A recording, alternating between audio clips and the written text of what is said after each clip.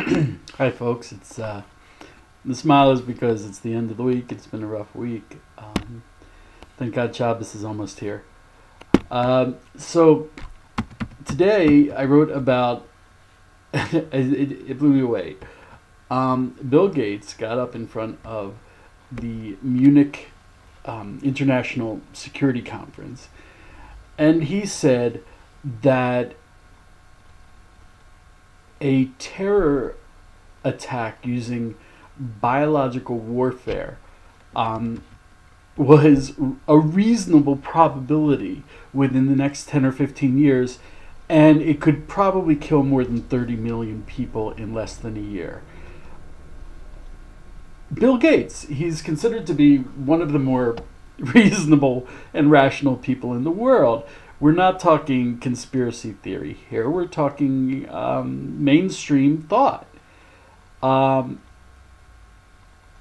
I this is certainly connected to apocalyptic end of days visions. This is what it would look like.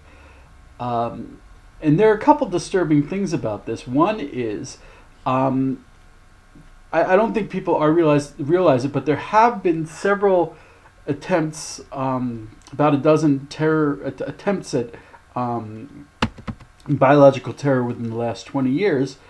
Uh, Probably one of the more horrifying things, most recently, by the way, in 2001, anthrax was being mailed around the country to media and congressmen. They open up their envelope, they get a face full of anthrax. 5 people died. This is not science fiction. And the head of the WHO, the World Health Organization, Peter Salama, who's in charge of being the front line against these attacks, he totally agreed with Bill Gates' assessment, um, and he said, and I quote, "If it's not if, but when these events are going to occur again." This is mainstream thought. We're not talking survivalist. We're not talking fringe. We're talking mainstream. Also, one of the more disturbing aspects of this threat is where it comes from. Um, Biological warfare, from what I understand, actually requires a higher level of technological sophistication than creating a nuclear weapon. Especially, you can create a dirty nuclear bomb, which requires very little technology, but has a devastating effect. Not nearly as devastating as conventional advanced nuclear weapons. But biological warfare requires sophisticated laboratories. It's difficult, but the terrorists don't need that. They get their biological warfare from the government. The government has stockpiles of anthrax and smallpox. Smallpox has technically been eradicated. However, there are uh, stockpiles of smallpox um, by the U.S. government, and there have been cases where they've been discovered to have mishandled it. So the source of this threat is from within.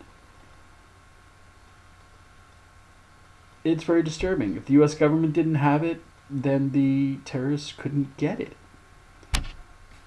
That's a disturbing note on that. Um,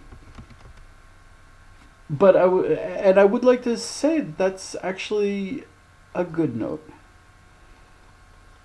And the lesson that I learned from that is you get what you give. If you are a good person, then you will receive good.